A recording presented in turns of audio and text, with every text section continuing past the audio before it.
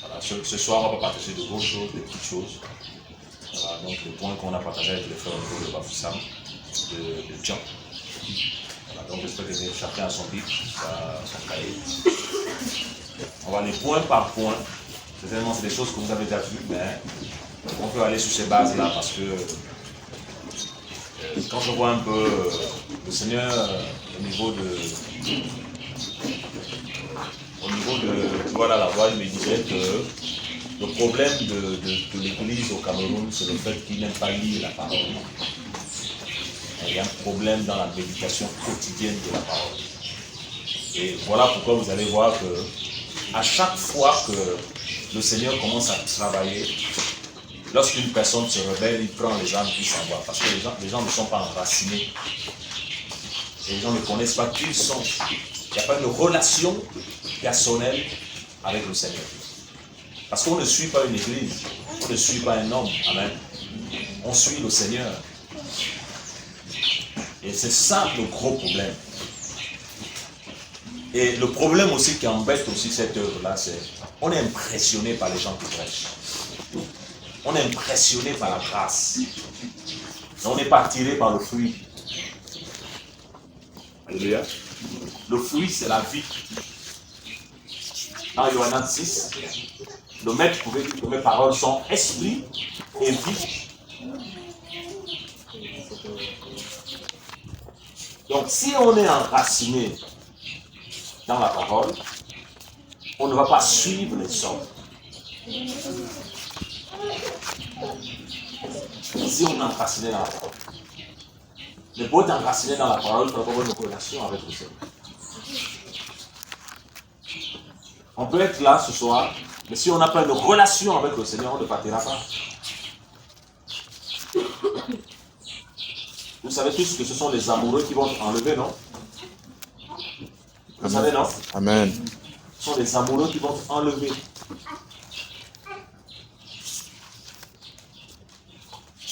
Et de plus en plus, l'Église a besoin de revenir. J'ai beaucoup apprécié un peu le flyer qui a été mis sur le statut. Là au acte 2, c'est ça, non? Voilà, où il dit qu'il persévérait dans la doctrine apostolique. Doctrine, enseignement. Et vous allez voir que, non, que de plus en plus dans notre assemblée, il n'y a plus l'enseignement. Il n'y a plus l'enseignement.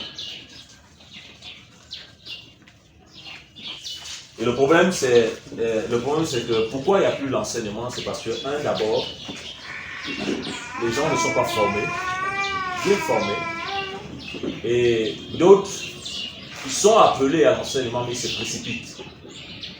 Ils n'ont pas attendu le temps du Seigneur pour rentrer pleinement dans ce travail. C'est vrai que selon 1 Corinthiens 14, 26, c'est lorsqu'on s'est réunis en assemblée, que faire? On a la capacité de tous donner un sujet de prière. Oui. Donc il n'est pas dit que donner un sujet de prière, c'est seulement pour les frères qui sont là debout. Non. Il faut qu'on sorte un peu de la religion. Amen, amen. Voilà. Chacun de nous ici a la capacité de donner un sujet de prière. Lorsqu'on a eu une réunion là-bas à Douala, celui qui avait le micro, et il donnait une sœur demande le micro, elle prend le micro, et quand elle prend le micro, elle donne le sujet de prière, on lui dit prends le micro, elle dit non. Elle donne le sujet de prière, on dit non, prie maintenant, si tu donnes le sujet de prière, elle dit non. Maintenant, il a fallu qu'on insiste, elle a pris le micro, et quand elle a pris le micro, quand elle a commencé à intercéder, il fallait voir l'onction du Seigneur. Vous avez vu? Et ça veut dire que chacun de nous ne sommes pas là comme étant des bouteilles qu'on doit remplir tous les jours. Vous voyez que non, que lorsque Paul dit que lorsque vous assemblez les uns aux autres, vous voyez que Paul avait l'esprit du Seigneur. Il a reçu des choses par révélation. Ce n'est pas qu'on a enseigné ça. C'est par révélation. Quand on parle de la révélation, ça veut dire que l'enseignement vient directement de l'esprit, sans passer par quelqu'un. Il a reçu ça et il a reçu le mandat de poser la fondation, les bases. Maintenant, c'est différent quand il y a enseignement. Quand on parle d'enseignement, quand on parle d'école, il y a les élèves, il y a le maître. Amen. Voilà, c'est ça. Donc, il y a des personnes que le Seigneur choisit pour apporter l'enseignement. Le ministère des services d'Éphésiens 4, les frères et sœurs aussi, les personnes que le Seigneur, les docteurs, les frères et sœurs, les personnes que le Seigneur appelle à enseigner. Et selon Proverbe, l'enseignement est lumière. Donc l'enseignement est clair. Le problème de nos assemblées, c'est parce qu'il n'y a plus d'enseignement. Le problème aussi, c'est parce que qui va enseigner?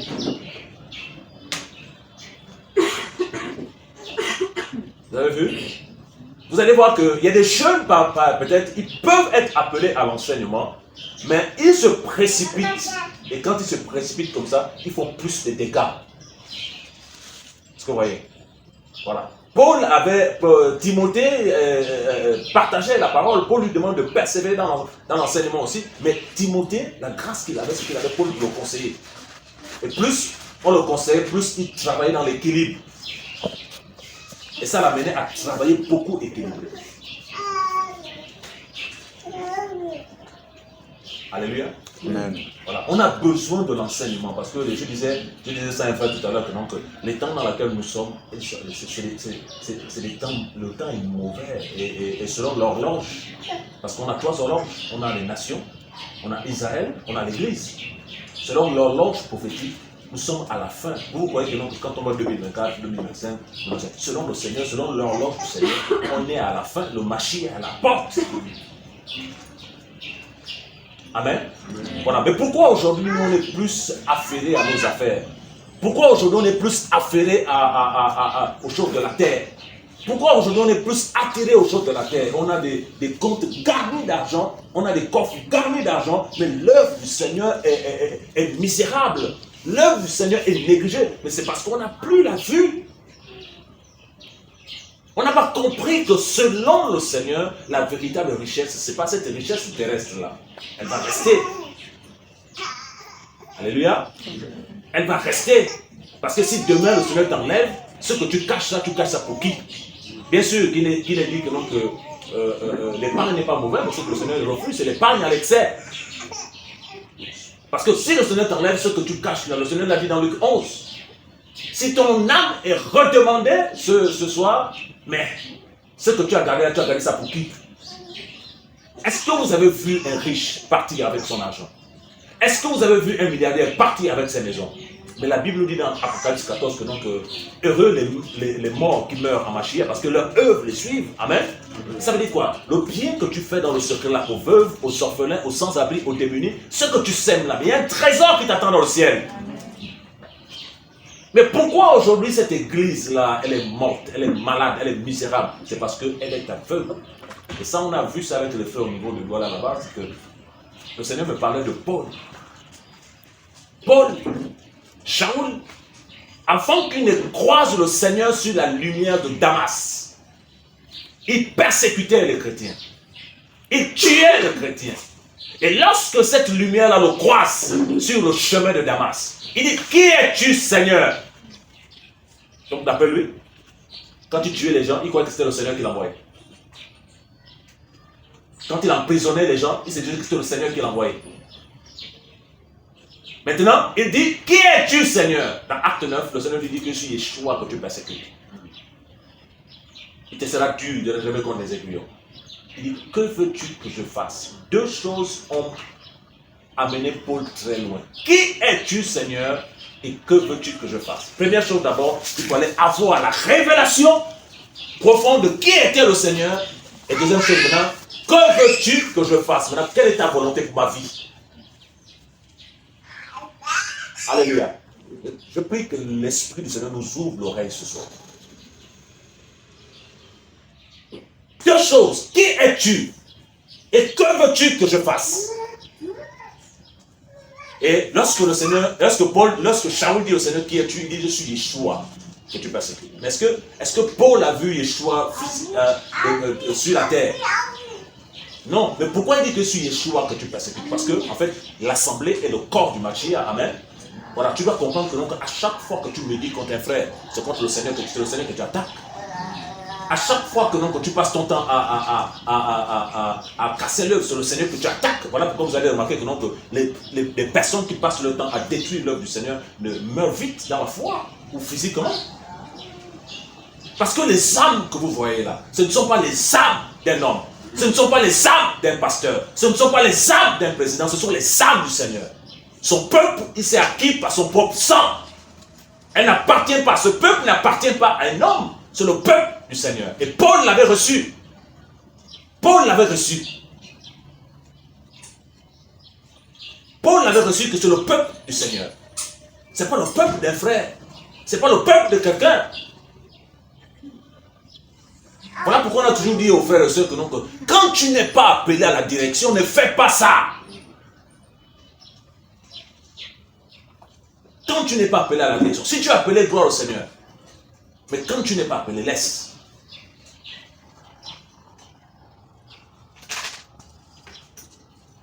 Alléluia.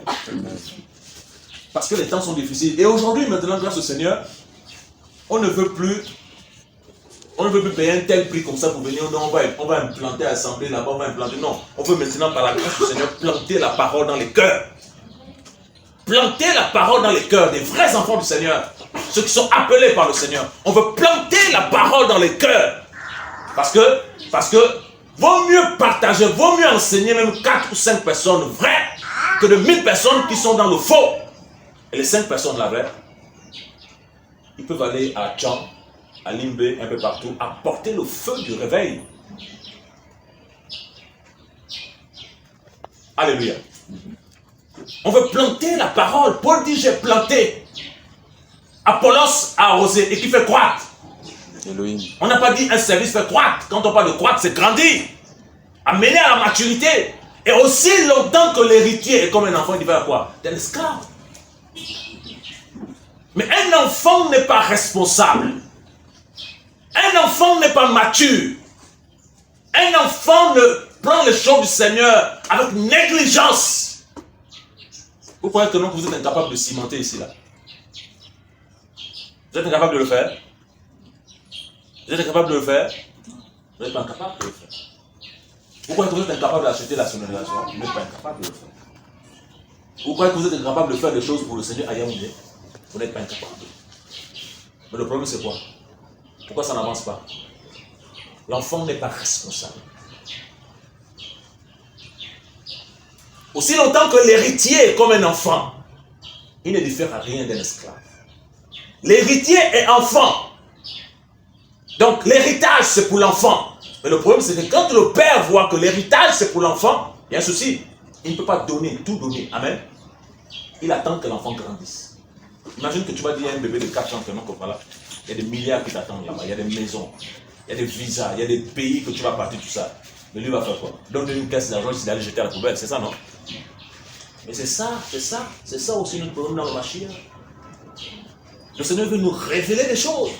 Le Seigneur veut nous donner des choses, mais il se rend compte que non, mais les enfants ne veulent pas grandir. Ils s'occupent plus de leurs affaires. Ils s'occupent de leur maison, de leur vie. Et mon royaume, zéro.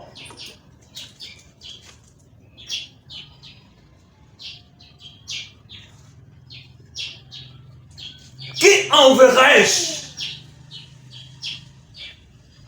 Frère, qui est convaincu qu'on a des problèmes?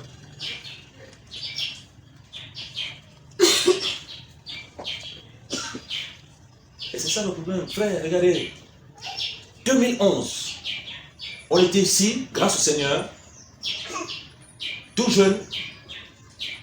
On était ici. 2011, il y a eu un réveil pas possible au Cameroun, à Douala, qui était en 2011. Merci Seigneur. 2011, à Denver. C'était au cinéma Eden. Mais en 2011, quand on arrive, on ne connaissait pas l'œuvre du Cameroun, mais l'œuvre était déjà captivée par quelqu'un. Et les frères, et vous, et la grâce que vous avez une grâce avec les frères de la diaspora qui veulent voir le réveil au Cameroun, qui se dépensent. Et cette fois-ci, c'était les frères de l'Allemagne qui étaient venus, qui s'étaient cotisés pour venir. Et le Seigneur a travaillé. On a vu des miracles extraordinaires. Le Seigneur a utilisé son serviteur puissamment. Des gens montés comme ça. des gens, non, c'était pas possible. Des foules. Le Seigneur avait visité le Cameroun. Visitation terrible. Quelques temps après, les frères et sœurs décident de se faire embrigader par quelqu'un. Eux-mêmes décident de se faire embrigader par quelqu'un. Qui prend son pied et qui dépose ça sur la cuisse des femmes. Ils chassent les frères comme ils veulent. Ils divisent l'œuvre, ils cassent. Mais pourquoi il est arrivé à ce stade-là? C'est parce que les personnes qui étaient devant lui ne lisaient pas la parole. Ne méditaient pas la parole. Et quelques temps encore après, le Seigneur commence encore à restaurer son œuvre. Et là, c'est le CFC qui arrive.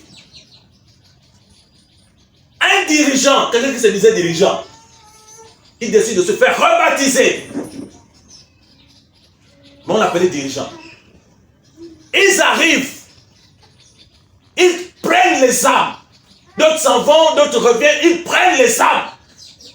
Mais les gens n'ont pas vérifié que ceux qui se faisaient servir par le Seigneur. Voilà encore l'œuvre cassée. Divisée. Et le Seigneur, tellement qu'il aime le Cameroun, il permet que son fils quitte loin, paye un prix, venir s'asseoir avec les frères pour qu'un travail reprenne. Et le travail est en train de recommencer. Et là maintenant, le Seigneur donne des stratégies. Il fait comprendre que le problème de ce peuple-là, c'est l'aveuglement. Le problème de ce peuple-là, c'est qu'ils ne me connaissent pas. Le problème de ce peuple-là, c'est qu'ils veulent les hommes. Ils ne veulent pas le Seigneur. Parce que demain, après demain encore, quand quelqu'un va tomber de fond, il va se lever dans la rébellion. Il va diviser encore ici, il va partir. Quand un jeune va être dans la rébellion, il va encore prendre telle soeur, il va prendre, il va partir. Il va partir dans le désordre. Lorsque on a à cœur un conseil, lorsque vous avez été nourri quelque part, et que vous sentez dans votre cœur que vous voulez passer à autre chose, faire l'œuvre du Seigneur en passant à autre chose, venez demander la prière. Alléluia. Un fils qui part dans la rébellion va entraîner les autres. Il va faire reproduire la rébellion. Il va reproduire la rébellion.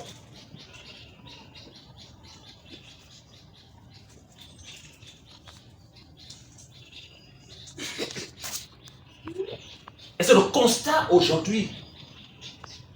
Et le Seigneur, ce qu'il veut maintenant, c'est que chacun de nous, chacun de vous, chaque soeur, frère, soeur, chacun de nous ait une relation avec le Seigneur. On dit on reconnaît un arbre à son fruit. Amen.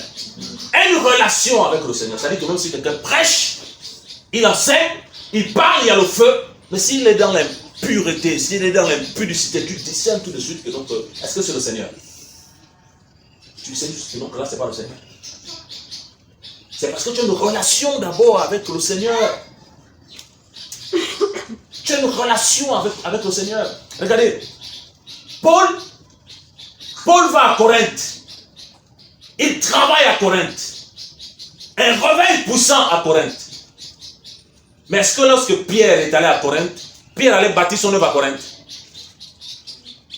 Mais non, puisqu'on n'a qu'une seule église. Amen. Pierre, qu'est-ce qu'il a fait? Il allait travailler dans la continuité. L'affermissement des frères et sœurs. Et il a laissé l'œuvre entre les mains du Seigneur. Et Paul, lorsqu'il travaille à Éphèse, qu'est-ce qu'il dit? 3 ans. 3 ans, Paul a travaillé dans l'affermissement à Éphèse. Et c'était l'affermissement des frères et sœurs. Il dit, je sais qu'il s'élèvera des loups parmi vous. Je sais qu'il s'élèvera des personnes qui vont attirer les disciples après eux. Paul parlait de 2 catégories de personnes. Des gens qui vont se lever avec la grâce, qui vont impressionner les gens par le langage, qui vont impressionner par la doctrine, qui vont impressionner. Et les disciples iront vers eux parce que facilement, c'est très facile d'attirer l'homme africain. Parce que l'homme africain de nature, il est idolâtre. Il est idolâtre. Et il n'aime pas quand on lui dit, Va vers le Seigneur. Ton berger, c'est le Seigneur. Lui veut l'homme. L'homme. C'est l'homme qui doit le contrôler. C'est l'homme qui doit le diriger. C'est l'homme qui doit le dicter. Mais quand on lui dit maintenant tu es formé, va vers le Seigneur, il refuse. Alléluia. Deux personnes. Deux types de personnes à Éphèse. Les gens qui vont tirer les disciples après eux et les loups.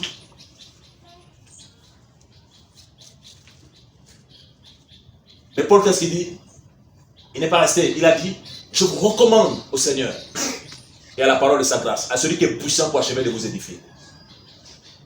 Donc, il disait aux frères et sœurs que, malgré le fait qu'il y a des faux frères qui vont rentrer, mais je vous remets à la parole du Seigneur. Alléluia. Je vous recommande à la parole du Seigneur. C'est pour leur dire que non, que, en fait, vous avez la parole. Mais aujourd'hui, ce n'est plus le cas, frère. Je vous assure que l'église est composée des membres qui s'assemblent. C'est des morts. C'est des morts qui s'assemblent. Ils sont là physiquement, mais dans l'esprit, ils sont morts. Il n'y a pas de vie. Il n'y a pas de vie. Le Père pouvait dire, le Maître, je suis quoi? La résurrection.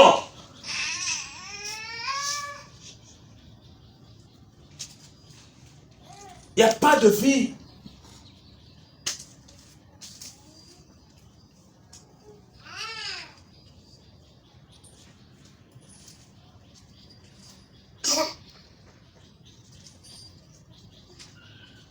Suivre le Seigneur, ce n'est pas quelque chose de physique. C'est spirituel. Alléluia. C'est spirituel. Il cherche les adorateurs. Ceux qui l'adorent comment? Physiquement, en esprit et en vérité. Donc, l'esprit du Seigneur, dans Actes des Apôtres, c'est l'esprit de Yeshua. Et la Bible nous dit que l'esprit du Seigneur sonde même les profondeurs. L'esprit sonde les profondeurs. Et personne ne peut connaître les choses de l'esprit, les choses du Seigneur sans l'esprit. Parce que l'esprit est Elohim. Il n'est que Elohim pour se connaître lui-même. Amen. Et personne ne peut connaître les choses du monde sans l'esprit du monde. Il y a l'esprit de l'humain qui est l'esprit du monde. Et il y a l'esprit du Seigneur. L'esprit de l'humain, c'est l'esprit qui n'a pas le Saint-Esprit. Autrefois, lorsqu'on était inconvertis, est-ce qu'on savait que l'impudicité c'est mauvais? Est-ce qu'on savait que le mensonge c'est mauvais? Est-ce qu'on savait que le vol c'était mauvais?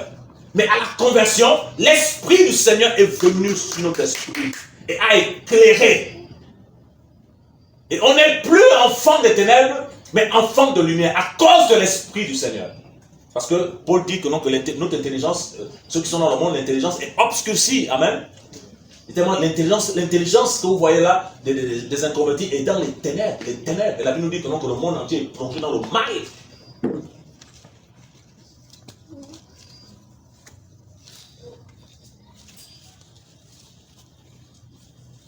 Plongé dans le mal.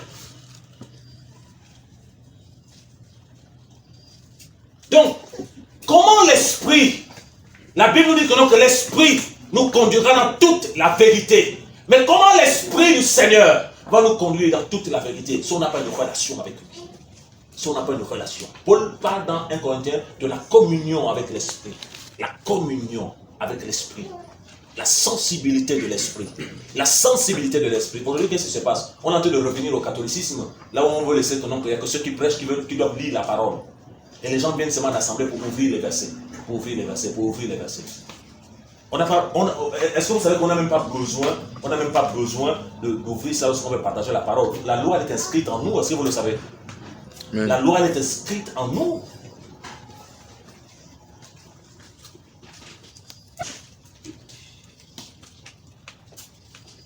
C'est ça le problème aujourd'hui. Le Seigneur veut travailler, frère. Le Seigneur veut travailler. Le Seigneur veut travailler au Cameroun. Et le Seigneur, c'est ce qu'on est en train de partager avec les bien-aimés au niveau de Douala. Quand on parlait de l'histoire de Saul, de Shaoul, de Paul. Shaoul, il était aveugle. Il était aveugle, frère. Et par la grâce du Seigneur, il a été visité par une lumière venant du ciel. Et la Bible nous dit dans la suite que, non, que les écailles sont tombées de ses yeux. Donc Paul avait les écailles. Les écailles là, c'était physique ou spirituel? Spirituel. Paul avait les écailles. Donc ça veut dire que Paul n'avait pas la vue dans l'esprit. Comme beaucoup aujourd'hui, il n'y a pas la vue dans l'esprit. Il n'y a pas la vue dans l'esprit. Paul ne l'avait pas. Et lorsque Paul, le Seigneur a suscité Shemaya pour lui parler, les écailles sont tombées. Et je disais, le Seigneur m'enseignait que Shemaya, c'est l'image des gens que le Seigneur va envoyer au Cameroun pour préparer la génération qui va rentrer dans le réveil. Parce que ce ne sont pas les autres qui vont faire ce travail-là, c'est vous-même qui allez faire ce travail-là. C'est vous-même qui allez apporter la doctrine partout.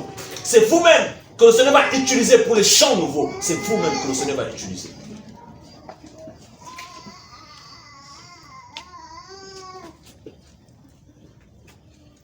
Alléluia. Mais comment allons-nous grandir si la doctrine, la parole du Seigneur n'est plus enseignée? Si la parole du Seigneur, on la considère pas. Parce qu'il faut considérer la parole du Seigneur. Il faut considérer la parole du Seigneur. David tremblait devant les commandements du Seigneur. Les gens tremblaient devant la parole du Seigneur. Ils avaient une relation avec le Seigneur. Voilà pourquoi vous allez voir aujourd'hui que quand vous voyez un enfant du Seigneur, quand il a un songe, le songe qu'on est en train de le manger, ou bien le songe qu'on est en train de le poursuivre, pour lui c'est maintenant tous ses états. Pourtant la personne craint le Seigneur. Pourquoi? Parce que les gens ont basé maintenant leur foi sur les songes. Ils ne basent plus leur foi sur la parole. Qu'est-ce que Hébreux 1:3 nous dit? Elohim se tient tout seul par quoi? Par sa parole, pas par le songe, pas par la prophétie, pas par la vision, par la parole. Si tu me dis quelque chose qui n'est pas en rapport avec la parole, je ne prends pas. Voilà pourquoi quand on parle de la prophétie, on demande d'examiner. Au temps de Yirméa, au temps des prophètes, la prophétie faisait office de parole. Maintenant, sous la nouvelle alliance, Paul nous dit quoi? Mais il faut examiner. Mais comment vas-tu examiner si tu n'as pas de relation avec le Seigneur? Si tu ne médites pas là-bas.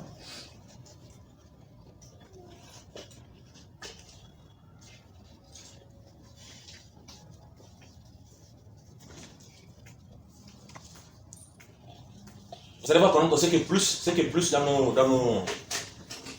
dans nos assemblées, c'est la danse. Hein. Les gens aiment beaucoup danser, tout ça, c'est pas mauvais, on doit célébrer le Seigneur. Maintenant, quand tu vas leur dire que non, on s'assoit maintenant, enseignement. Mais même ceux qui sont là depuis, ils vont pas comprendre. Enseignement. Parce que l'enseignement bâtit, l'enseignement est lumière. L'enseignement, c'est comme si, ça c'est un cahier. C'est un cahier. Est-ce que tu vois la couleur du cahier là? Tu vois la couleur du cahier là? Non, maintenant l'enseignement, qu'est-ce que l'enseignement fait? L'enseignement enlève. Et là maintenant tu découvres, mais qui est le Seigneur? Qui tu sais et qui tu suis? L'enseignement. Ça t'amène à comprendre que non, que ton maître sur le Seigneur, c'est pas un frère, c'est pas un homme. Bien sûr, la Bible nous demande d'avoir le respect pour les aînés. Quand on parle de la considération, le respect des aînés, c'est pas avoir peur. Amen. C'est pas se mettre à genoux devant eux, c'est pas ça, ça c'est la culture. Le respect et la considération. Honorer les aînés, c'est le respect et la considération. Quelqu'un qui respecte un frère comme un aîné ne peut pas médire sur lui. Ne peut pas salir son nom. Et c'est l'un des principes qui embête aussi beaucoup les Africains. Parce que lorsque tu te rebelles à un aîné qui craint le Seigneur, qui ne t'a rien fait, mais tu as envie de bloquer ton appel, ta vie,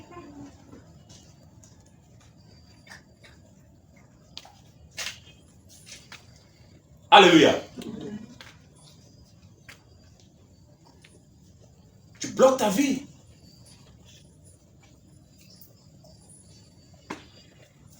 La même chose aussi si tu as des parents. Tu as des parents et aujourd'hui tu leur manques de respect. Attention, même s'ils sont inconvertis. Attention. D'autres maintenant ils balancent les parents à cause de la sorcellerie. Attention. Quand ils t'ont mis au monde, ils n'étaient pas sorciers. Amen. Amen. Quand on a tété les mamelles de nos parents, là, ils n'étaient pas sorciers. Et on doit comprendre que non, que si même ils sont sorciers, on n'a pas affaire aux humains. Amen. Notre lutte n'est pas physique. Notre lutte n'est pas physique. Et je disais aux frères que non, mais pourquoi le Seigneur Pourquoi le Seigneur est en train de réveiller en ce moment l'église au Cameroun? Pourquoi le Seigneur envoie une telle visitation de l'église au Cameroun? Certainement, il y a une situation dans le pays et le Seigneur veut épargner ça. Comment épargner ça? Mais il faut que l'église soit debout dans la prière. Amen.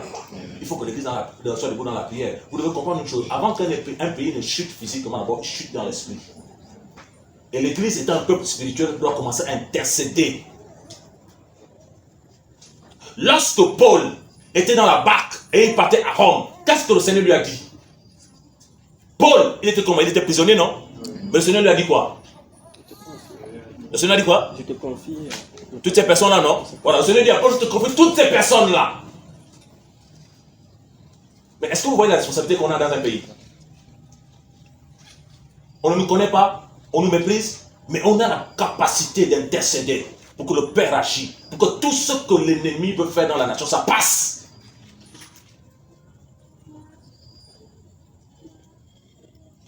Mais là, il faut avoir une relation avec le Seigneur. Le temps n'est plus à jouer, frère. C'est le temps maintenant où il faut bâtir sa relation avec le Seigneur.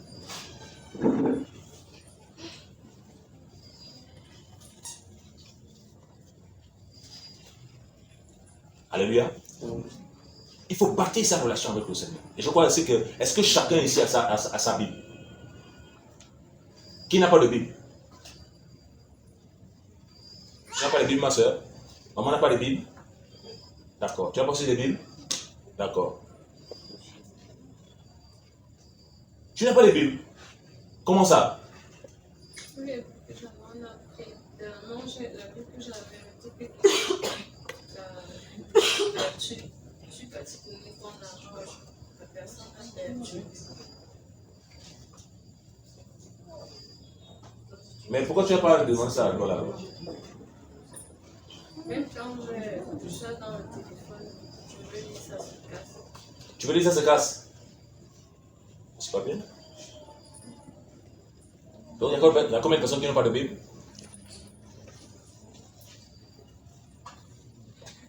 Voilà, vous avez vu ce que le Seigneur me mettait à cœur. Non, ça veut dire que non, que ces personnes-là ont fait comment s'ils ne lisent pas la parole. Je vous pose une question. Même si ces personnes-là viennent tous les jours là et qu'ils ne connaissent pas le Seigneur, est-ce que si le Seigneur vient, elles partiront? Est-ce qu'elles partiront? 2 Thessaloniciens.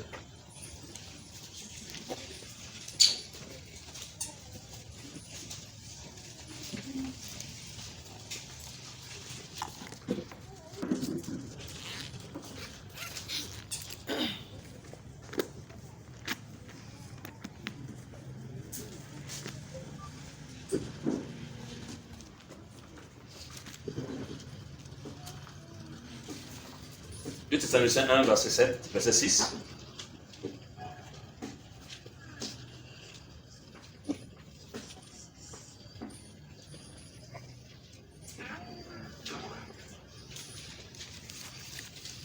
Deux Thessaloniciens 1, 6.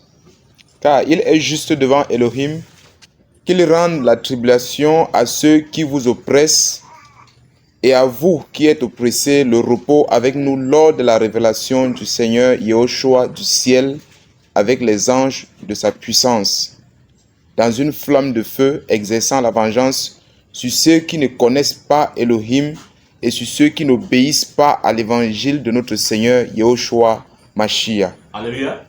Donc 2 types de personnes vont être sanctionnées. La première personne, c'est qui d'abord?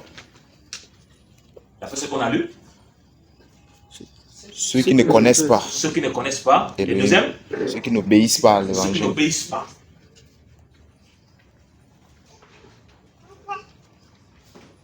Est-ce que vous voyez? Donc on voit ceux qui ne connaissent pas. Mon peuple est détruit parce qu'il manque quoi? En hébreu, détruit veut dire dama, égorgé. Mon peuple est égorgé parce qu'il lui manque la connaissance. Et la connaissance dont on doit rechercher, ce n'est pas la connaissance intellectuelle. Ce n'est pas la connaissance qui enfle, c'est la connaissance spirituelle, la connaissance vie. Amen. Littéralement que celle que tu écoutes du Seigneur, tu la mets en pratique. C'est ta vie qui enseigne. La connaissance vie. Et il dit ici que dans une flamme de feu exerçant la vengeance sur tous ceux qui ne connaissent pas Elohim et ceux qui n'obéissent pas. Regardez, quand il est parti en tant qu'un agneau. Vous le savez, non? Si le Seigneur fait grâce, on va voir un peu sur la fin du temps, on va parler du millénium, d'Armageddon et autres là. Il est parti en tant qu'agneau, mais quand il reviendra,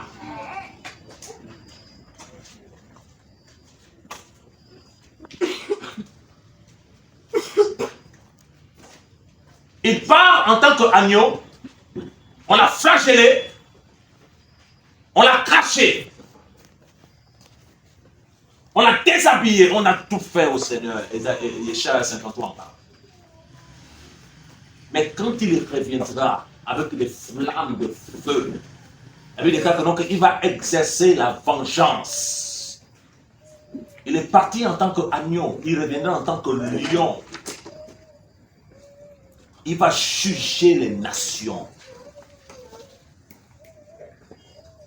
Et pendant la grande tribulation, les 7 coupes de la colère vont frapper ceux qui ont la marque de la bête. Voilà pourquoi c'est maintenant. Alors que nous sommes encore à l'âge de la grâce, c'est maintenant qu'on va se préparer pour le départ. Amen. C'est maintenant. Parce qu'il y aura une foule de personnes qui vont se convertir pendant la grande tribulation. Mais c'est au péril de leur vie. Parce que la Bible nous dit que non, qu'il fut donné à la bête le pouvoir de le tuer. Donc c'est maintenant qu'il faut partir. C'est maintenant. Au son de la trompette, au son de la dernière trompette. Et seuls les intimes vont entendre le son de la dernière trompette.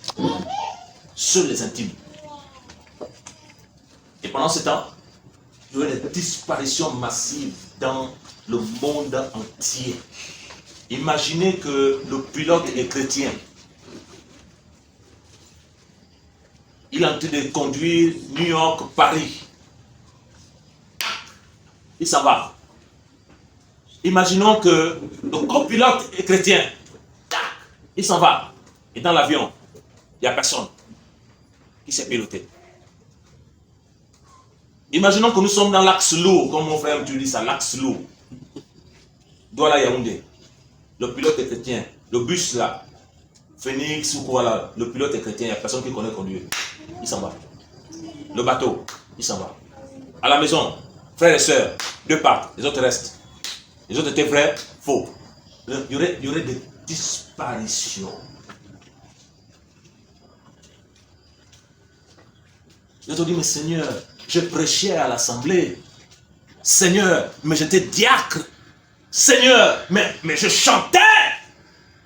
Il dit, je ne te connais pas. Je ne te connais pas. Ouvrier d'iniquité.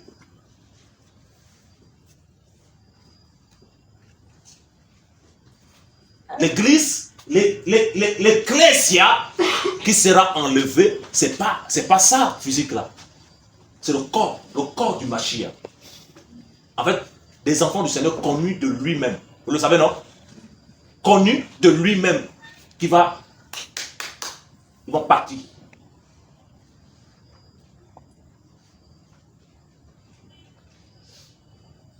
Le mari est vrai, la femme, elle est fausse. Il part. Il laisse la femme. Est-ce que le salut est dans le couple? Le salut est personnel.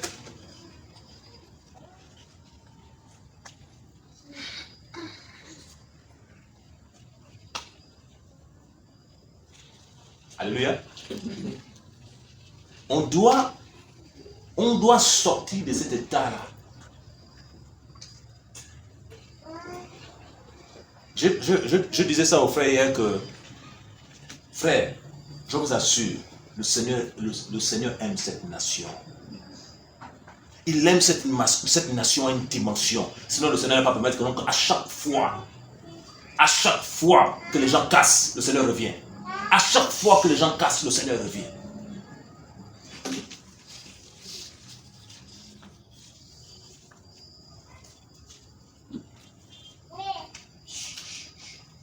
Et ce nouveau travail que le Seigneur est en train de faire là, ne vous précipitez pas à diriger, je vous en supplie. Cherchez la formation. Laissez-vous accepter la formation. La Bible déclare que le Seigneur fait grâce à ceux qui sont humbles. Amen. Cherchez la formation, la formation.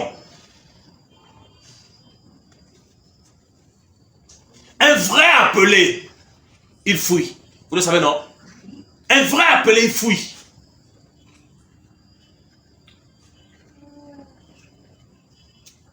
Il faut laisser l'agitation.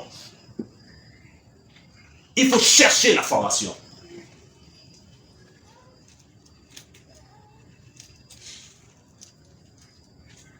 Voilà pourquoi il y a un problème de paix. Il y a un problème de nez. Pour montrer le modèle. Et c'est ça que le Seigneur est en train de vous envoyer au Cameroun.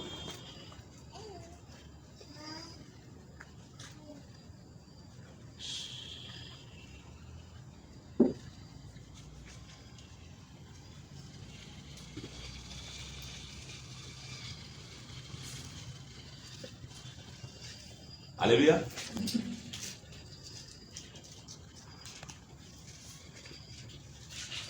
C'est ça que le Seigneur est en train d'envoyer, le modèle.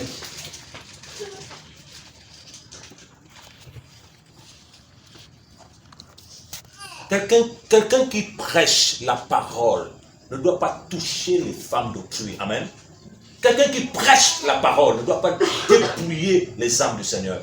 Quelqu'un qui prêche la parole. Quelqu'un qui prêche la parole ne doit pas embrigader les âmes. Quelqu'un qui prêche la parole. Tu fais ton travail et tu laisses les âmes entre les mains du Seigneur. Leur vie ne te concerne pas. Ce qu'ils font chez eux ne te concerne pas. Parce que le protecteur et le berger des âmes, c'est qui? Yahushua. Un ancien n'est pas ta couverture. Amen. Un apôtre n'est pas ta couverture. Le psaume 91, la couverture, le protecteur. En même temps, c'est que celui que tu appelles responsable dort. On le protège, toi si tu dors, on te protège. Amen. Donc celui à qui tu dois rendre compte, c'est qui? Le Seigneur. Voilà pourquoi. Si tu as la crainte du Seigneur, tu ne peux pas accepter qu'un homme te touche tant qu'il n'est pas ton mari. Tu ne peux pas accepter que quelqu'un te touche. Parce que si tu as la crainte du Seigneur, tu vas voir que même si tu es seul au travail, le maître te voit. La Bible déclare que ses yeux parcourent quoi? La terre. La terre. Si un païen commence à t'écrire, tu vas le repousser.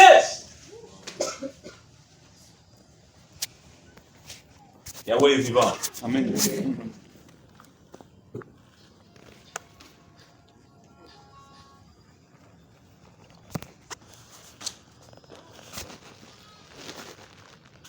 Alléluia. Tu vas le repousser.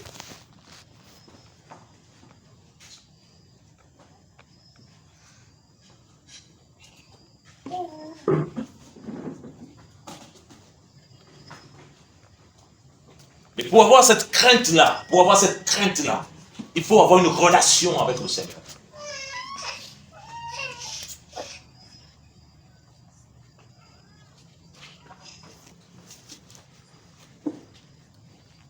Il faut avoir une relation avec le Seigneur.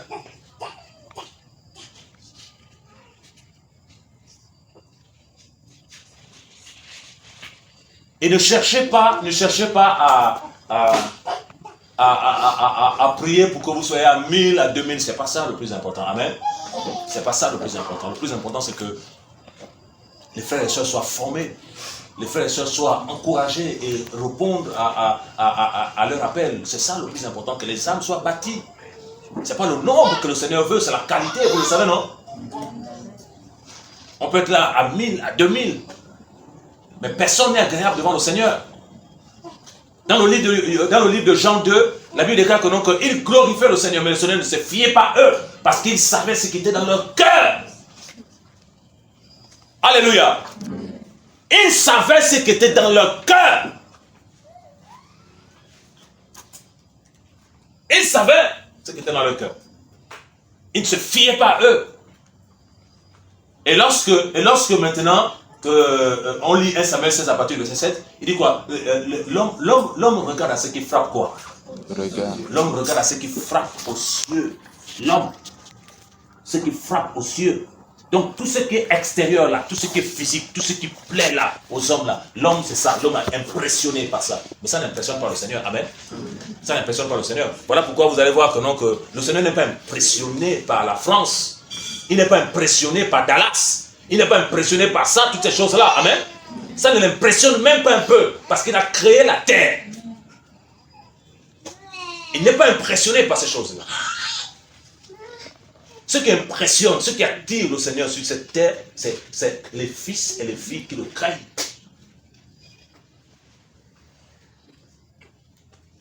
Vous avez déjà lu dans le livre de Genèse, là, vous pouvez dire que non, que lorsqu'il voulait détruire, je crois, Sodome et Gomorrhe, il a dit à Abraham que non, que si je trouve 10 justes, amen.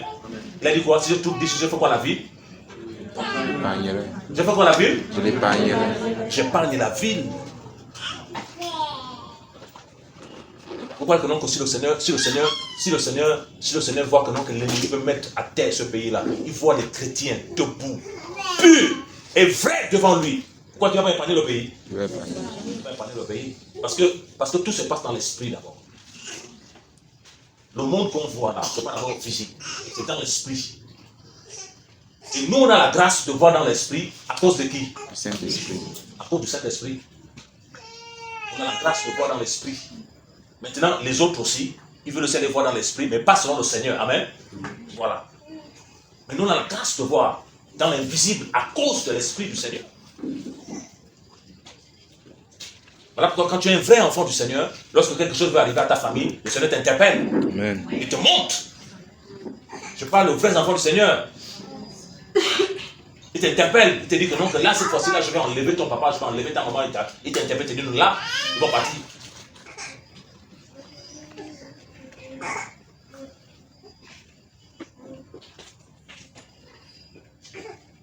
Donc, frères et sœurs, le temps est arrivé maintenant où il faut que chacun de nous ait sa relation avec le Seigneur. C'est fini le temps où on est en train de jouer dans l'œuvre du Cameroun. C'est fini. Dis à celui qui est à côté de toi, c'est fini. C'est fini. C'est fini maintenant. C'est fini le temps maintenant où on est en train de jouer maintenant. Je vous dis de la part du Seigneur. Le Seigneur m'a bien dit qu'il y aurait un nettoyage dans l'œuvre du Cameroun. Il y aurait un nettoyage dans l'œuvre sociale. Parce que le Seigneur veut travailler. Le Seigneur veut travailler. Arrêtons les blagues. C'est fini. Arrêtons les jeux.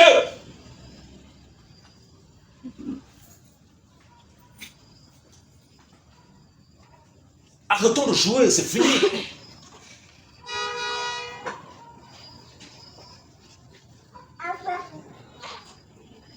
Le Seigneur veut travailler.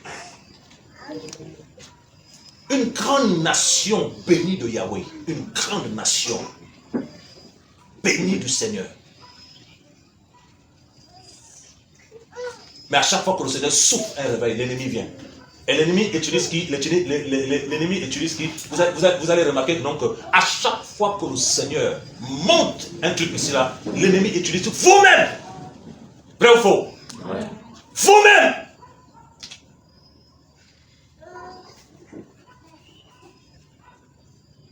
Ce ne sont pas les frères de l'extérieur. Vous-même vous détruisez.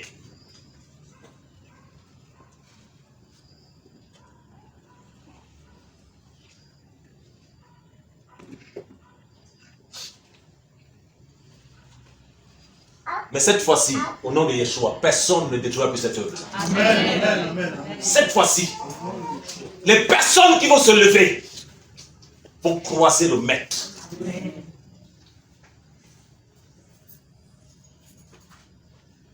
Les personnes qui vont se lever. Oh.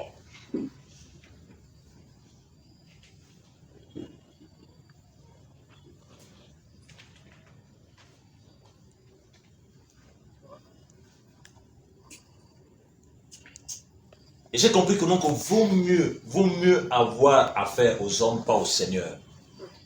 Laisse les âmes du Seigneur. Laisse-les.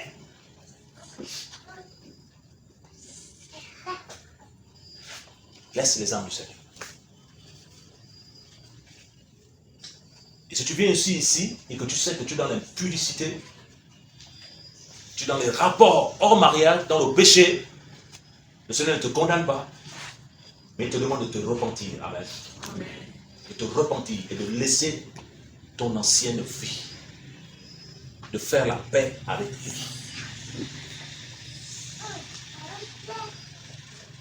Si tu pratiques quelque chose de compliqué, confesse et demande la prière. Si tu es dans la légèreté, confesse et demande la prière. C'est possible d'être délivré. Amen. C'est possible.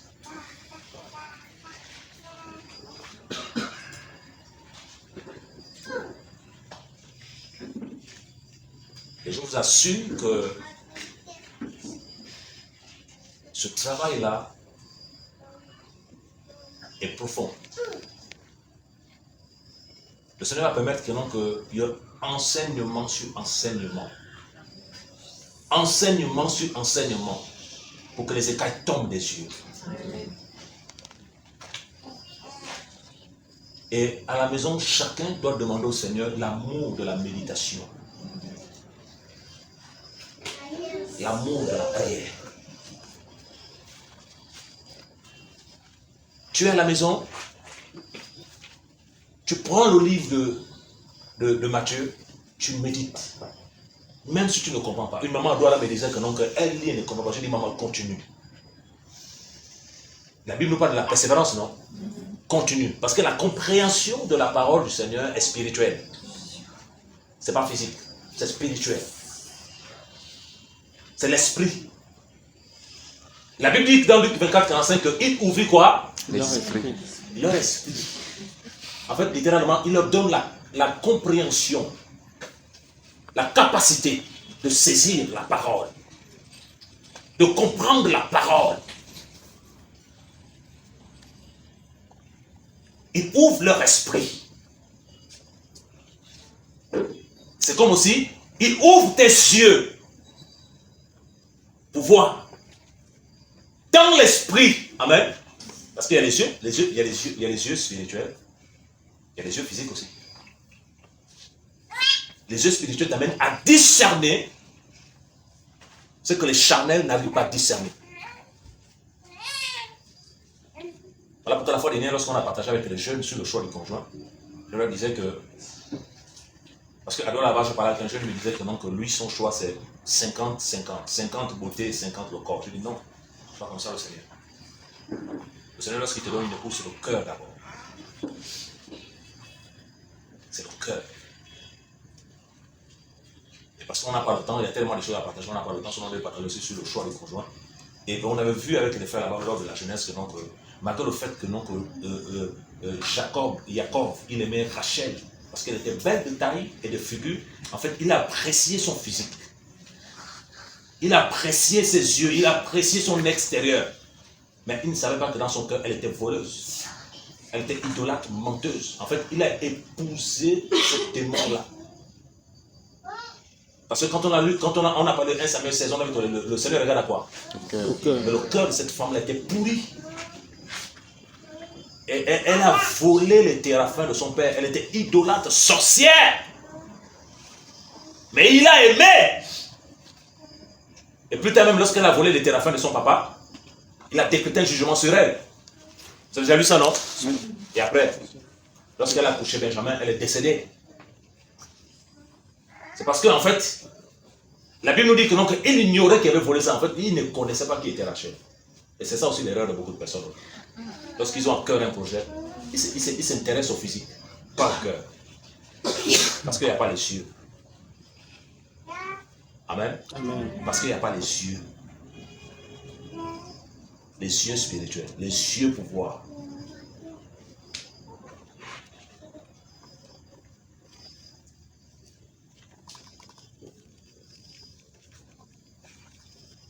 Et les temps sont tellement difficiles que chacun de nous, et même pas en fonction seulement du conjoint que tu vas choisir, mais même dans la collaboration, on ne collabore pas avec quelqu'un que le Seigneur ne t'a pas parlé. On peut être tous là en assemblée, on va se dire bonjour, non? On va s'aimer, non? La Bible déclare que l'amour est souvent le mal. Mais dit maintenant que non, on va marcher toi et moi, comme ça tu vas venir chez moi tous les jours. Non, il faut que le Seigneur me parle. Parce que quand on parle de livret, est-ce que le livret peut être greffé dans le corps du Mashiach? Non. Quand on parle de livret, c'est là, non? Voilà, c'est de manière physique. Pourquoi? Parce qu'ils s'asseyent comme toi, ils prêchent comme toi, ils enseignent comme toi, ils parlent comme toi, ils chantent même plus bien que toi. Mais c'est des vrais. C'est la semence qui ne doit jamais changer. Et quelle est la mission de cette semence? C'est de détruire les vrais chrétiens. Voilà pourquoi ils font tout pour épouser les vraies sœurs. Et quand c'est les sœurs, quand c'est les frères, quand c'est les messieurs, pas les frères, ils font tout pour épouser les vraies sœurs. Et imagine que la sœur elle a trop attendu. Tu vas lui dire que non, ma sœur, prie d'abord, elle va te dire non. J'ai trop attendu, je suis pressé. Aujourd'hui, à cause de ça, on a des sœurs qui pleurent. Elles pleurent. On a une sœur comme ça en Europe, elle pleure. Divorce. Elle a dit qu'elle a eu un coup de foudre. Maintenant, lorsqu'elle a épousé le monsieur la bastonnait. Comme on bastonne le ballon, on shoot le ballon là.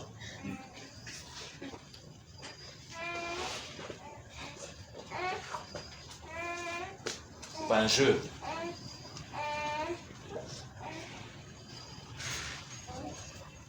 Voilà pourquoi on doit comprendre que non, que est-ce que vous croyez que nos cœurs sont méchants? Amen. Nos cœurs sont mauvais. Qui peut nettoyer nos cœurs? C'est le Seigneur. Il n'y a que le Créateur qui peut guérir ce qu'il a créé, non? Amen. Voilà, le Créateur. Donc, s'il n'y a pas de relation avec le Seigneur, s'il n'y a pas de relation avec le Seigneur, qui va nous soigner? Il faut la relation avec le Seigneur.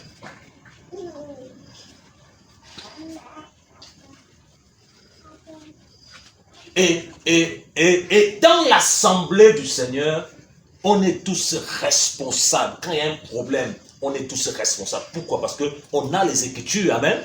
On a les Écritures. Quand il y a un problème, on est tous responsables. Il n'y a pas pour dire que non, il y a telle catégorie de faire là, non. On est tous parce qu'on a la parole.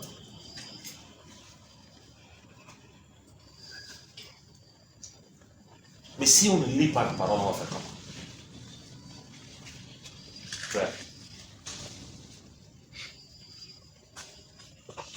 Alléluia. Amen. Jean 8.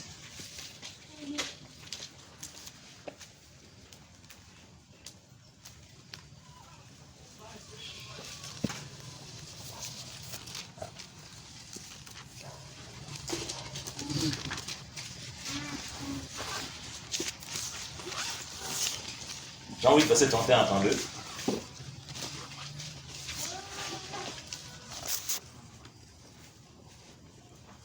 Jean chapitre 8, verset 31 à 32. Yahushua donc disait aux Juifs qui avaient cru en lui, « Si vous demeurez dans ma parole, vous serez vraiment mes disciples, et vous connaîtrez la vérité, et la vérité vous rendra libre. » Amen. Alléluia. Amen.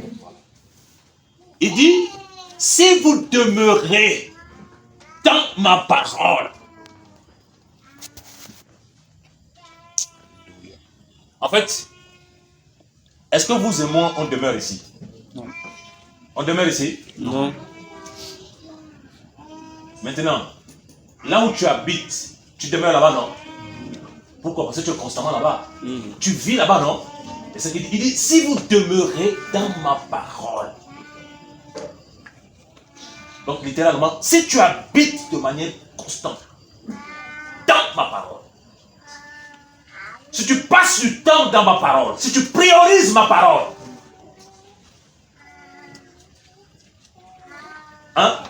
Deuxième chose, vous serez vraiment mes disciples.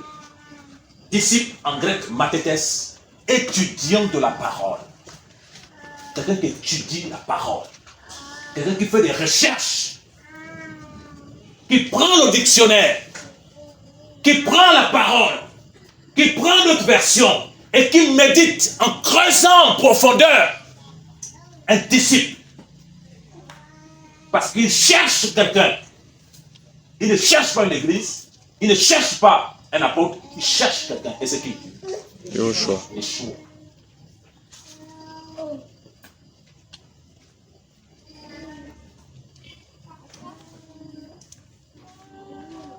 Et si tu demeures dans ma parole, vous serez vraiment mes disciples.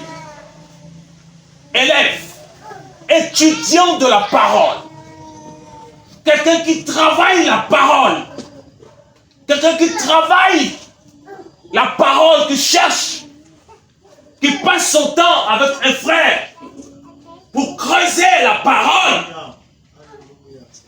Il dit, vous serez vraiment mes disciples. Et au verset 32, qu'est-ce qu'il dit? La conséquence? Vous connaîtrez la vérité et la vérité vous rendra libre. Si tu demeures dans ma parole, 1, 2, tu seras vraiment mon disciple. Et toi, tu connaîtras la vérité. Et la vérité te rendra libre. Quelqu'un de libre, un homme ne peut pas l'emprisonner. Quelqu'un de libre ne peut pas faire que non qu'aujourd'hui il prie là. Et CFC arrive, il est avec CFC demain. Il est avec CFC là-bas. Oh, alléluia, Seigneur. Ah, frère. Maintenant, ce serait plus CFC, ce serait CFL. Quand ils vont arriver au Cameroun, un groupe va partir avec CFL, les autres vont rester. Et ceux qui sont là vont dire, non, non, on n'a pas été bien baptisés. Frère, quand le Seigneur voit ça, est-ce qu'il ne pleure pas? Il pleure. Aussi longtemps que l'héritier, oh, Cameroun, Église du Cameroun, il est temps de laisser l'enfance. Il est temps de laisser l'enfance. Sortez de là, sortons de là.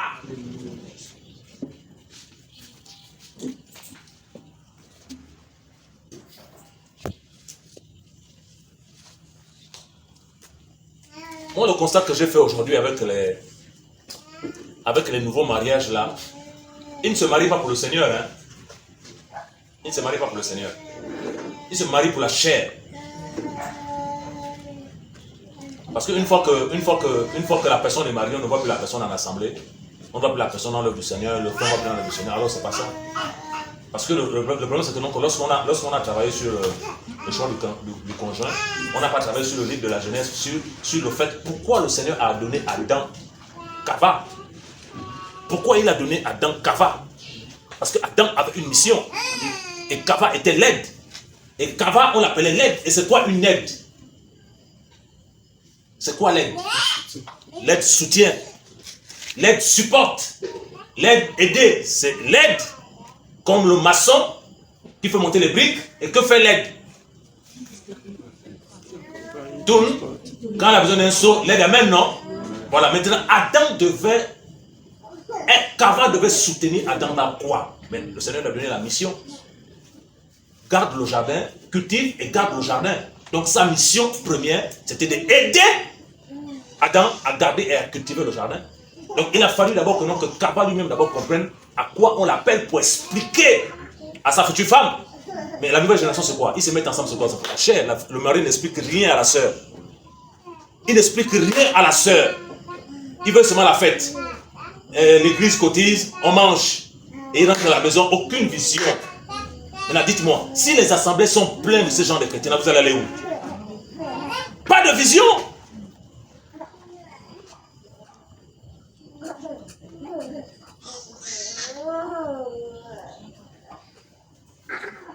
C'est grave.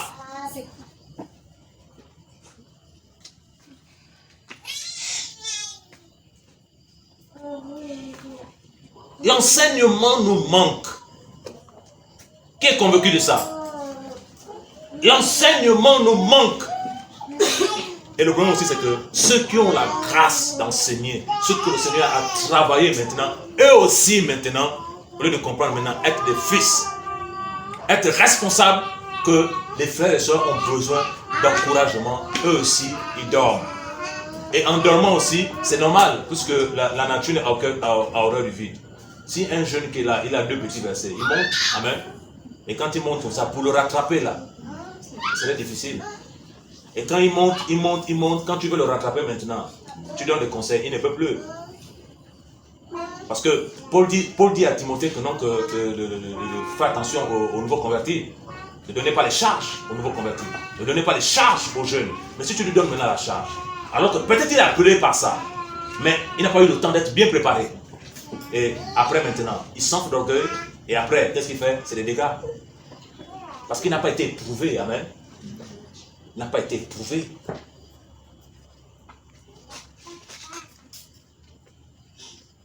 j'ai travaillé dans le Seigneur, travaillé par la grâce du Seigneur. C'est à 40 ans, à 40 ans.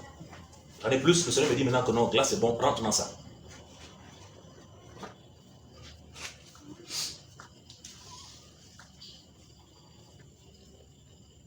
Ça veut dire qu'il y a l'âge de la maturité, de manière physique, aussi l'âge de la maturité dans la foi, amen, pour rentrer dans certaines choses. Voilà pourquoi vous allez voir les jeunes qui travaillent dans le champ du Seigneur, en écoutant les cheveux blancs, pas qu'ils les écrasent, mais en écoutant les conseils, vous allez voir que non, qu'ils grandissent bien plus que les jeunes qui n'écoutent pas. Vous savez ça, non? Amen. Ils grandissent bien, comme ça, plus que les jeunes qui n'écoutent pas. On a besoin des conseils. Voilà pourquoi le Seigneur a permis que non, qu'il y ait des aînés au niveau de Douala qui ne vous contrôlent pas, qui vous aiment de l'amour du Seigneur. Il faut demander conseil. Amen. Il faut demander les conseils. Ce n'est pas un contrôle, il faut demander conseil. Vous travaillez dans la liberté, mais il faut demander conseil. Et aussi, apprenez aussi à ne pas être seulement enfermé au niveau de c'est comme si c'est plus Douala Yaoundé. Douala Yaoundé. Le Cameroun, ce n'est pas Douala Yaoundé. Moi, c'est un constat que j'ai fait. Il y a Limbé, il y a Tchan, c'est ça, non? Il y a Baganté, c'est Bolova, Sameliman, c'est ça, non? Oui. Mais c'est énorme! C'est énorme!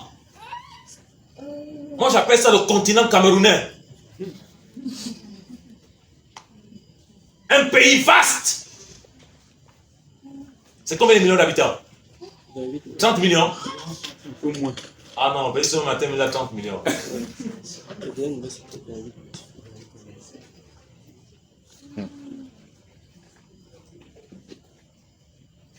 Donc frère, il y a le travail. Amen. La sœur, il y a le travail. Arrête de te dire que non, que voilà, on a dit que les femmes ne prêchent pas, on a dit que les femmes n'enseignent pas, il y a le travail. Tu dois aussi aller en mission. Alléluia. Voilà, il ne faut pas aussi dire que non, que Seigneur, voilà, maintenant, j'ai des enfants, c'est fini. Donc tu veux dire au Seigneur que non, Seigneur, tu as mal fait de me donner des enfants. Même si tu as 4 enfants, il y a une mission, tu prends les 4 enfants, tu les mets dans le bus, tu t'en vas. Il n'y aurait pas d'accident, le Seigneur va te garder. Le zèle, c'est jusqu'à la mort.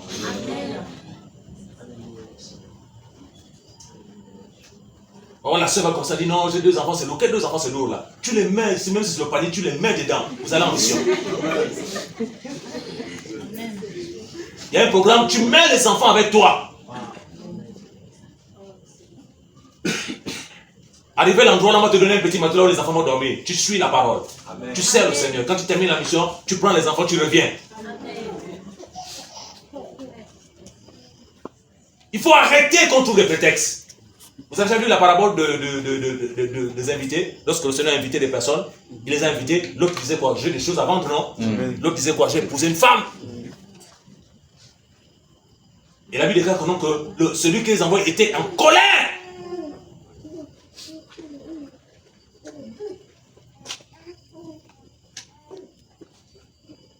Paul dit quoi? Que celui qui est marié fait comment? Soit comme s'il n'était pas marié. Voilà.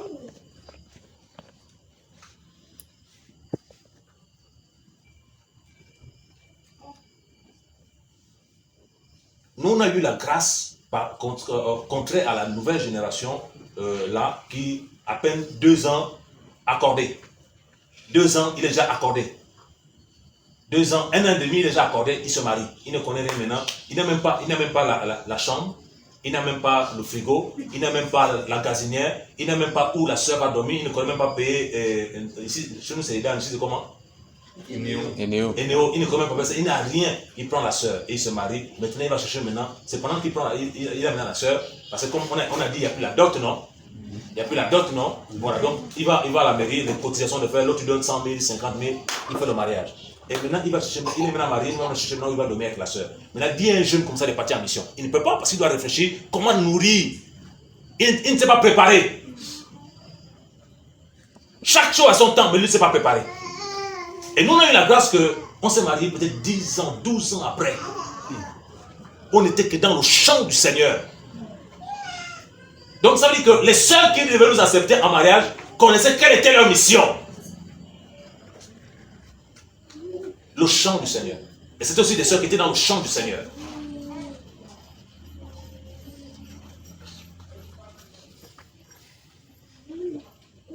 Qu'est-ce qu'on doit donner à la nouvelle génération? Là, je ne comprends pas. On a déjà tout donné, la parole.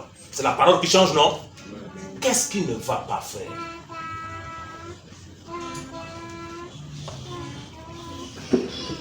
C'est le temps maintenant d'accepter la parole et d'accepter l'enseignement. C'est le temps. Et vous aussi, tellement qu'il y a l'idolâtrie, tellement qu'il y a la peur en assemblée, vous aussi, vous n'avez pas le courage de dire à un frère, tu n'as pas la grâce dans ça, laisse. C'est ce qui vous manque. De dire que toi, tu n'as pas la grâce dans le chant, laisse. Prie le Seigneur pour qu'il te montre le couloir à laquelle il t'appelle. C'est ce qui vous manque, c'est la vérité et l'amour de la vérité, les uns et les autres. Le constat que j'ai fait ici, c'est qu'on aime parler derrière. Ça parle plus derrière, c'est pas en face, mais dans l'amour. Que voilà mon frère, voilà ma soeur.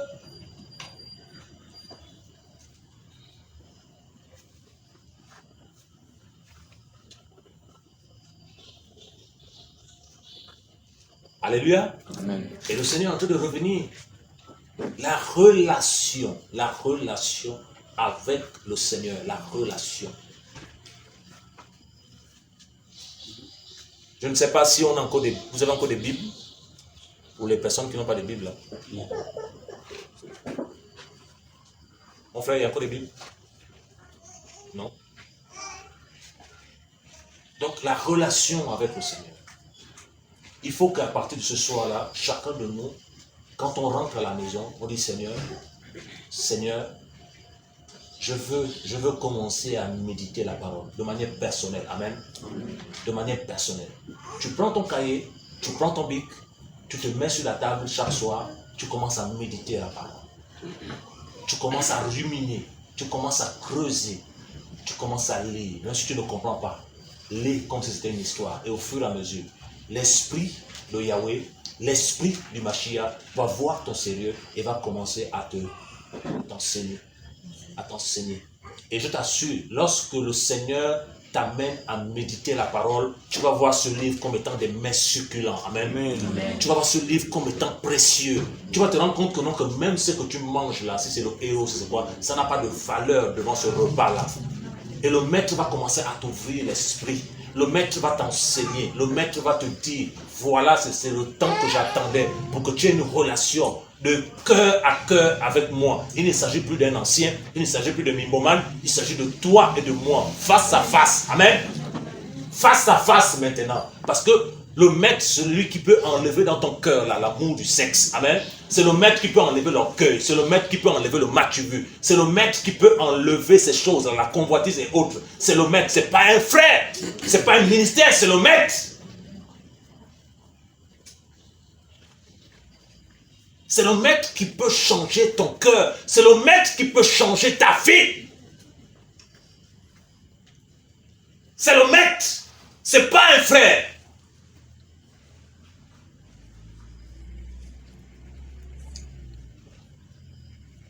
Alléluia. C'est le Seigneur. 2 Corinthiens 3. Je crois que je voulais travailler sur les points, mais je crois que l'Esprit du Seigneur a voulu d'abord qu'on balaye un peu ce soir les choses.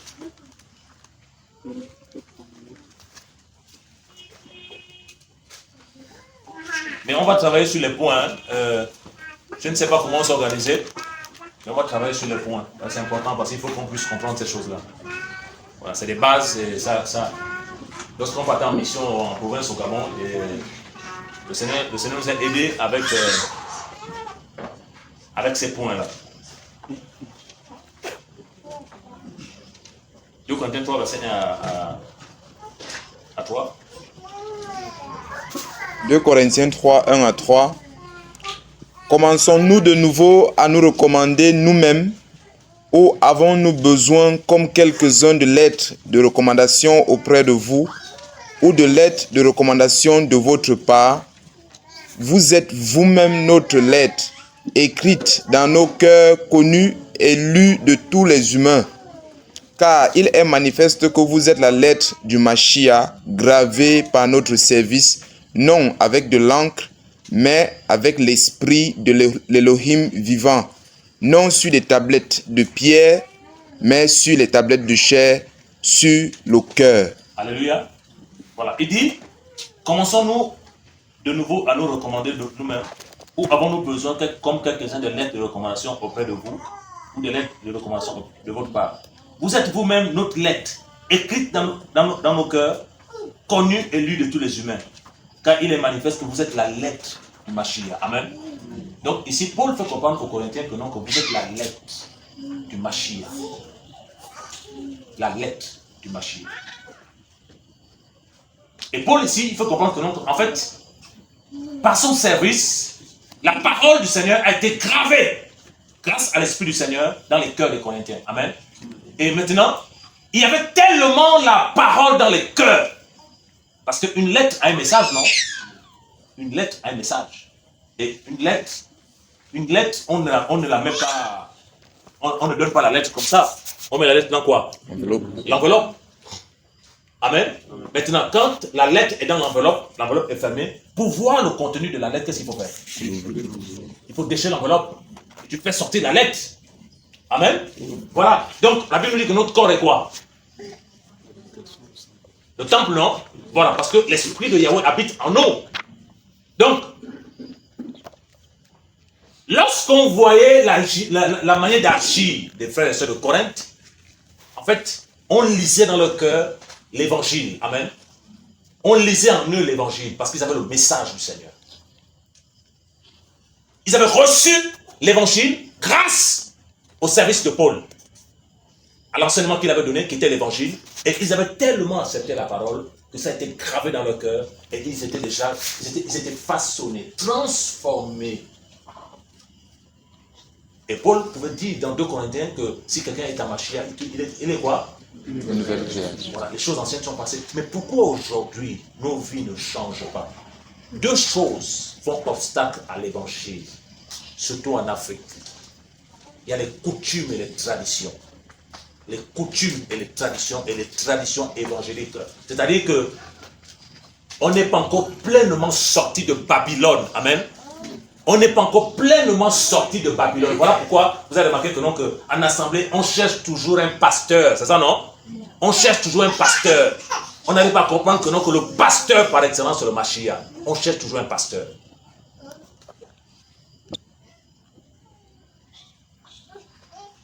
On cherche toujours un pasteur. Lorsque le Seigneur te dit, pardonne, toi tu dis, mais jamais. Jamais. Parce que dans ma coutume, lorsque le Seigneur te dit, pardonne, toi tu dis, mais non. Lorsque le Seigneur te dit que dis la vérité à ce frère, tu vas dire, non, on est bassa. Il ne faut pas lui dire la vérité. On est de l'Ouest ensemble, tu ne peux pas dire la vérité. Donc tu places la coutume, les traditions, et tu mets de côté l'évangile. Tu vois ta sœur, elle aime le Seigneur. Elle marche avec le Seigneur. Ce qu'elle fait réussit. Au lieu de bénir le Seigneur pour sa vie, au lieu de bénir le Seigneur pour ses entreprises qui marchent, toi tu la détestes. Est-ce que là c'est le Seigneur? Parce que tu dois comprendre que non, qu'à chaque fois que tu bénis quelqu'un, tu pries pour quelqu'un pour que la personne avance. C'est aussi des bénédictions que tu accordes à ta vie. Amen. Parce que tu cherches le bien de cette personne. Amen.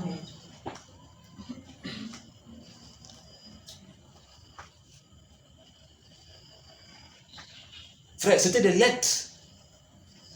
Paul compare les chrétiens à des lettres. En fait, l'intérieur était changé.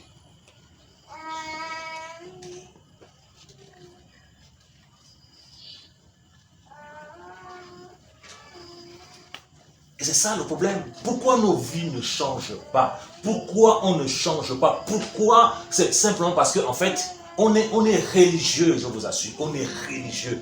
Il faut une révolution. Amen.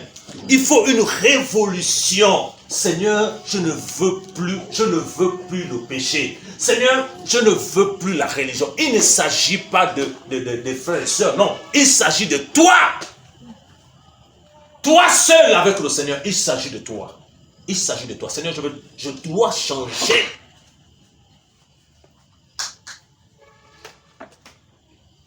Je dois changer.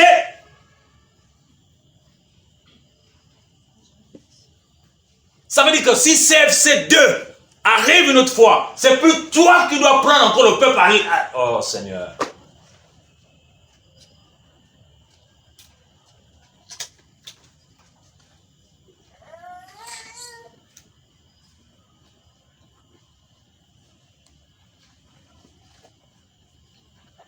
C'est grave. Alléluia. C'est grave.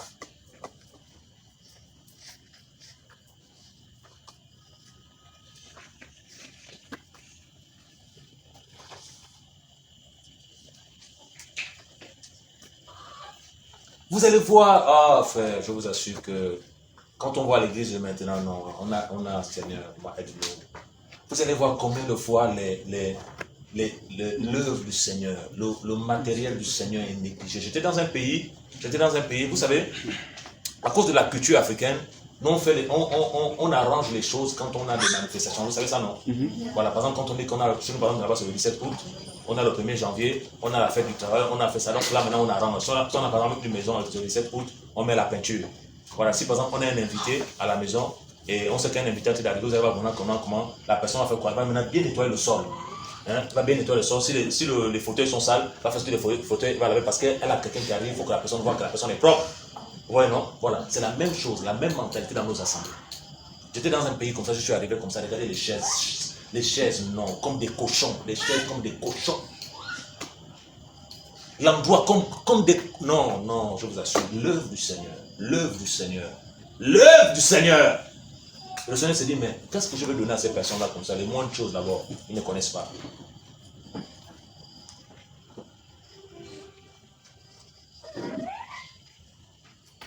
Frère, vous n'êtes pas fatigué que non, que quand il y a un programme, le Seigneur suscite des personnes pour venir apporter un repas ici, là. Vous n'êtes pas fatigué que non, que c'est Dieu là tout le temps qui envoie le matériel. Vous n'êtes pas fatigué?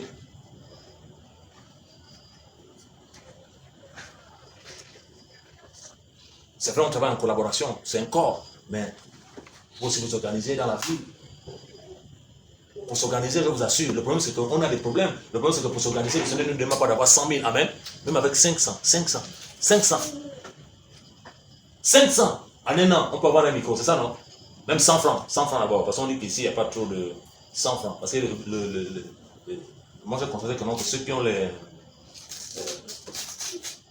Ici, c'est l'administration, non? Voilà, ici, c'est l'administration. Ici, c'est le bureau, les papiers, comme au Gabon, là, les papiers, la signature. Mais à Douala, là-bas, c'est le terrain.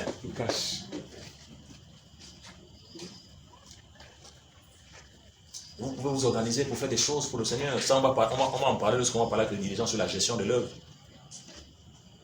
Vous allez voir que, non, que par exemple, ceux qu'on appelle diacres, ceux qui gèrent les finances de l'œuvre, ce qui les intéresse, c'est de voir l'enveloppe avec l'argent.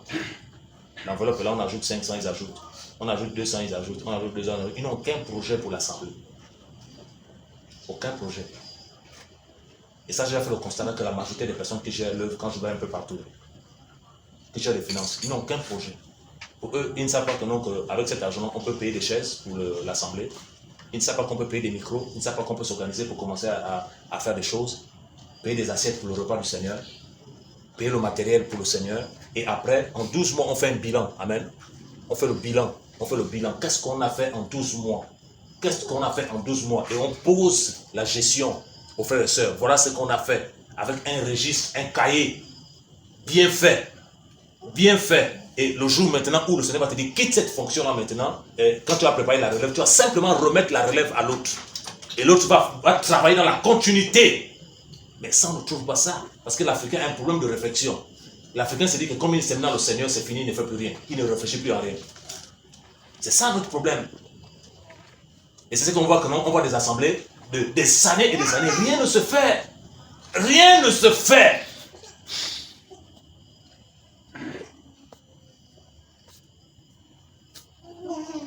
l'Afrique.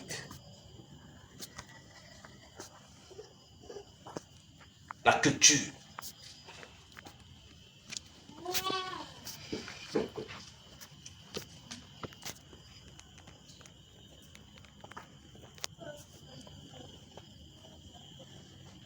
Alléluia. Amen. On doit dire au Seigneur, Seigneur, on ne veut plus être des bébés. On ne veut plus être des bébés.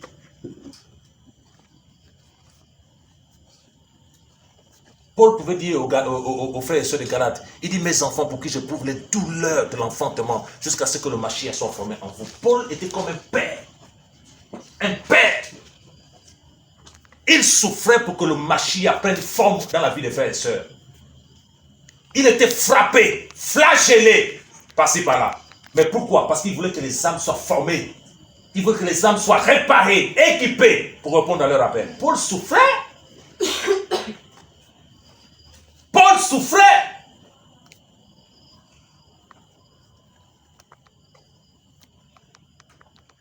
Frère, on doit dire au Seigneur, Seigneur, on ne veut plus être des enfants. On ne veut plus être des enfants. Seigneur, on ne veut plus être des enfants à Yaoundé. Amen. Amen. On ne veut plus être des enfants à Yaoundé. Quand on dit on ne veut plus être des enfants à Yaoundé, il ne s'agit pas de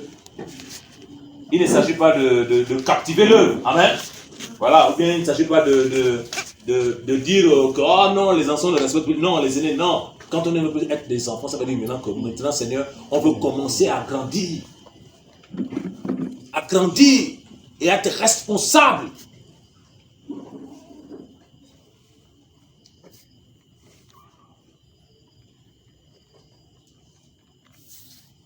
Qui est fatigué d'être enfant? Oh, frère. On veut grandir.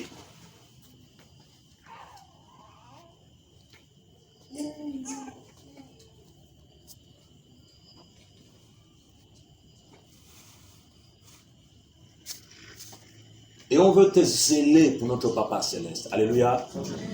On veut te zéler.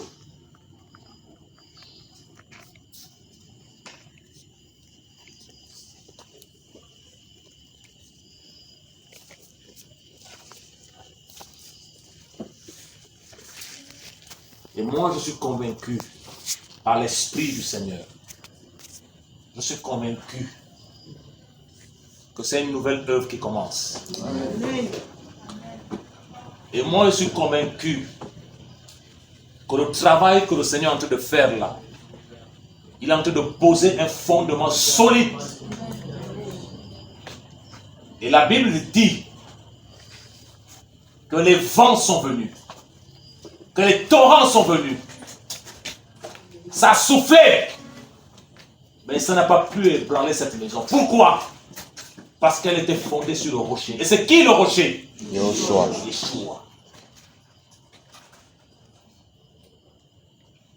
Le rocher. C'est le temps maintenant de poser le rocher dans l'œuvre de Yaoundé. Amen. C'est le temps. C'est le temps de vous aimer. Alléluia. C'est le temps de vous pardonner. Arrêtez de vous jalouser. Bénissez-vous mutuellement. Et faites l'œuvre du Seigneur dans la vie. Le Seigneur va de plus en plus secouer. Mais il faut tenir.